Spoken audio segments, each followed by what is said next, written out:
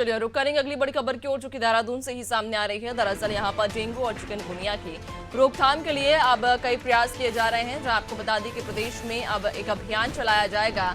मरीजों की संख्या के हिसाब से हॉटस्पॉट बनाए जा रहे हैं। हॉटस्पॉट क्षेत्र की अभियान से शुरुआत जहां आपको बता दें कि इन्हीं क्षेत्रों से की जाएगी। सचिव स्वास्थ्य ने अभियान को लेकर निर्देश जारी किए हैं, जहां सभी विभाग अभियान में सामूहिक प्रयास करेंगे। तो डेंगू और चिकनगुनिया की रोकथाम को लेकर यहां अब एक विशेष अभियान चलाया जाएगा। मरीजों की संख्या के हिसाब से यहां पर हॉटस्पॉट बनाए जा रहे हैं और इन्हीं हॉटस्पॉट से इस अभियान की शुरुआत होगी। ज्यादा जानकारी लेंगे, सहयोगी सोनू हमारे साथ लगातार बने हुए हैं। सोनू, जब भी मौसम में हम देखते हैं बदलाव होता है तो मौसमी जो बीमारियां होती हैं वे ज्यादा पनपती हैं, और ऐसे में अगर हम डेंगू या चिकनगुनिया की बात करें तो ये दो बीमारी एक ऐसी हैं जो सालों साल हम देख पाते हैं कि लगातार बढ़ती ही रहती हैं। अगर हम देहरादून की बात करें तो अभी फिलहाल कितनी संख्या मरीजों की, और इससे निपटने के लिए क्या कुछ तैयारियां प्रशासन कर रहा है?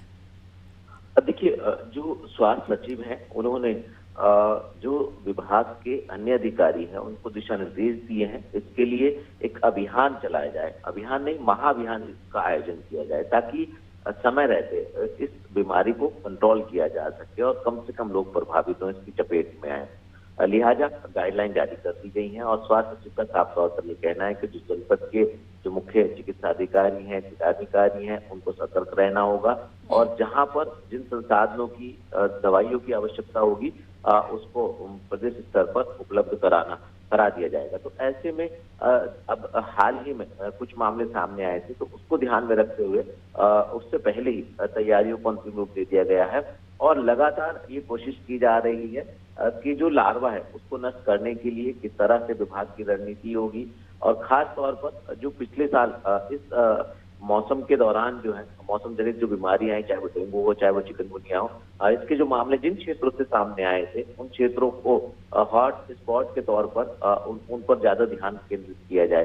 तो ये तमाम ऐसे पहलू हैं जो अभियान से जुड़े हुए हैं और निश्चित तौर पर जिस तरह से स्वास्थ्य विभाग और स्वास्थ्य सचिव गंभीर नजर आ रहे हैं, आने वाले समय में जब इस बीमारी का दायरा बढ़ने से पहले इसको नियंत्रित कर लिया जाएगा तो कहीं ना कहीं लोगों के लिए एक बड़ी राहत की बात ये साबित हो सकती है।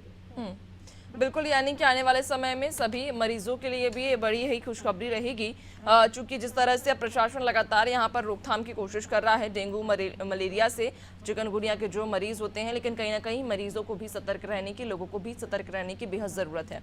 बहुत शुक्रिया आपका जानकारी साझा करने के लिए।